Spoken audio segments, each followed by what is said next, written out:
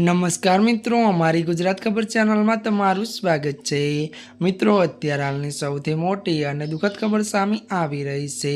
લાલુ પ્રસાદ યાદવને લઈને એક મોટા દુઃખદ સમાચાર મળી રહ્યા છે। આપને જણાવી દઈએ કે ઈડીએ લાલુ યાદવને સન્માન પાઠવ્યું। ત્યારે મિત્રો વિગતવાર વાત કરવામાં આવે તો ઈડીએ જમીન કૌભાંડ કેસમાં આરજેડી ત્યારે સુપ્રીમો લાલુ યાદવને સન્માન પાઠવ્યું છે। તેમની સાથે રબાડી અને તેમજ પ્રતાપ યાદવને પણ એજન્સીએ પૂછપરછ માટે બોલાવ્યા છે। તો વધુ આપને મિત્રો પણ જણાવી દઈએ કે આ મામલો ત્યારે મિત્રો પશ્ચિમ મધ્યપ્રદેશનો છે। ત્યારે વધુ આપને જણાવી દઈએ કે રેલવેના જબલપુર ઝોનમાં 2004 અને 2009ની વચ્ચે ગ્રુપ ડી ત્યારે પોસ્ટ પર કરાયેલી નિમણૂકો સાથે સંબંધિત છે।